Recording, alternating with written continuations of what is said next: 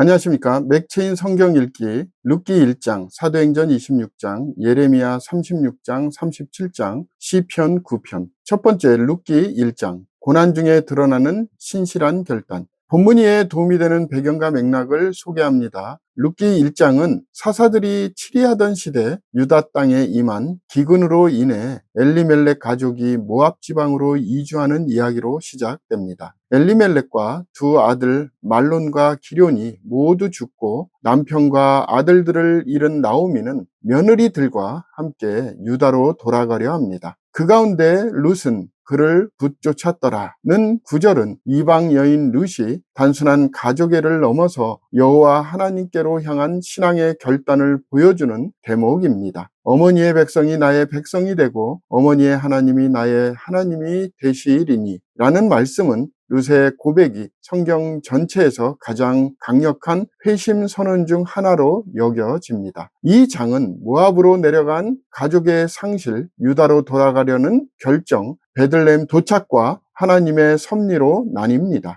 본문의 중요 구절을 소개합니다. 룻기 1장 16절, 룻이 이르되 내가 어머니를 떠나며 어머니를 따르지 말고 돌아가라 강권하지 마옵소서. 어머니께서 가시는 곳에 나도 가고 어머니께서 머무시는 곳에서 나도 머물겠나이다. 어머니의 백성이 나의 백성이 되고 어머니의 하나님이 나의 하나님이 되시리니.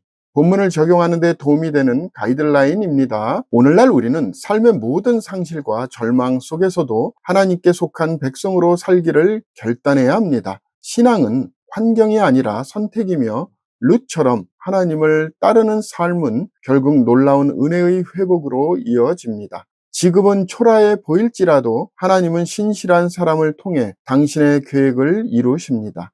믿음의 결단은 곧 하나님의 섭리로 연결됩니다.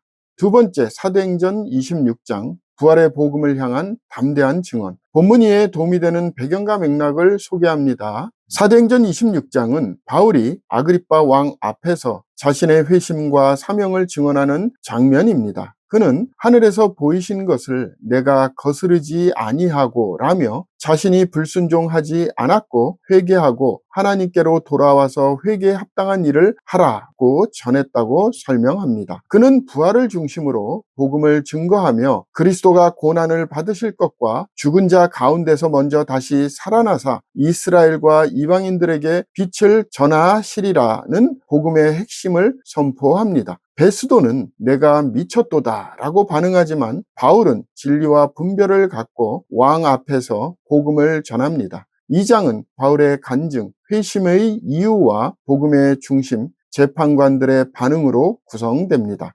본문의 중요 구절을 소개합니다. 사도행전 26장 20절 21절. 먼저 다메섹과 예루살렘에 있는 사람과 유대 온 땅과 이방인에게까지 회개하고 하나님께로 돌아와서 회개에 합당한 일을 하라 전함으로 유대인들이 성전에서 나를 잡아 죽이고자 하였으나. 본문을 적용하는 데 도움이 되는 가이드라인입니다. 오늘날 우리는 복음을 향한 부르심 앞에서 망설이지 않고 순종해야 합니다. 하나님의 음성을 들었다면 우리의 삶은 방향을 바꿔야 하며 그 복음을 삶으로 증거해야 합니다. 고난 속에서도 복음을 전하는 바울의 담대함은 우리 시대의 본이 됩니다. 진리는 생명을 걸고도 말할 가치가 있습니다. 세 번째, 예레미야 36장, 37장, 거절당한 말씀, 변하지 않는 진리. 본문 이에 도움이 되는 배경과 맥락을 소개합니다. 예레미야 36장은 하나님의 심판 메시지를 두루마리에 기록하여 바룩을 통해 읽게 하신 사건이며 37장은 이 메시지를 무시한 시드기야 왕과 유다의 불신앙을 다룹니다. 바룩은 예레미야가 불러주는 대로 여호와께서 그에게 이르신 모든 말씀을 두루마리 책에 기록하였고 여호와의 성전에 있는 방에서 그 책에 기록된 예레미야의 말을 모든 백성에게 낭독하니라. 관리들이 이를 듣고 왕에게 전달합니다. 그러나 왕 여호야김이 면도칼로 그것을 연하여 베어 화로불에 던져서 말씀을 불사르자 하나님은 다시 말씀을 기록하게 하시고 심판을 선언하십니다. 이어 37장에서는 시드기야가 바벨론의 위협 속에서도 하나님을 신뢰하지 않고 예레미야를 옥에 가두며 하나님의 메시지를 끝까지 거부하는 모습을 보여줍니다. 두 장은 기록된 말씀의 전달, 불신과 정치적 타협이라는 구조로 이어집니다. 본문의 중요 구절을 소개합니다. 예레미야 36장 22절 23절. 그때는 아홉째 달이라 왕이 겨울 궁전에 앉았고 그 앞에는 불 피운 화로가 있더라. 여우디가 서너 쪽을 낭독하면 왕이 칼로 그것을 연하여 베어 화로불에 던져서 두루마리를 모두 태웠더라.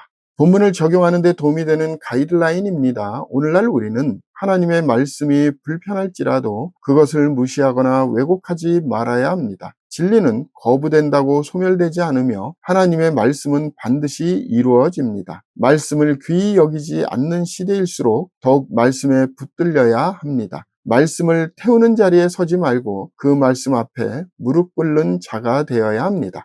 오늘의 마지막 본문 시편 9편 공의로 심판하시는 하나님. 본문 이해에 도움이 되는 배경과 맥락을 소개합니다. 시편 9편은 다윗이 전쟁에서의 승리를 찬양하며 하나님의 공의로운 심판을 높이는 시입니다. 그는 주께서 나의 의와 송사를 변호하셨으며 보좌에 앉으사 의롭게 심판하셨나이다. 주의 이름을 아는 자는 주를 의지하오리니 라며 하나님의 정의와 신실하심을 노래합니다. 또한 이방 나라들을 책망하시고 라는 구절은 하나님께서 열방을 다스리시는 왕으로서의 권세를 표현합니다. 이 시는 하나님께 피하는 자는 보호하시고 악인을 결국 심판하신다는 사실을 확신 있게 선포합니다. 구조는 하나님을 향한 찬양, 악인의 멸망과 하나님 나라의 영속성으로 나뉩니다. 본문의 중요 구절을 소개합니다. 시편 9편 10절 11절 여호와여 주의 이름을 아는 자는 주를 의지하오리니 이는 주를 찾는 자들을 버리지 아니하심이니이다. 너희는 시온에 계신 여호와를 찬송하며 그의 행사를 백성 중에 선포할지어다.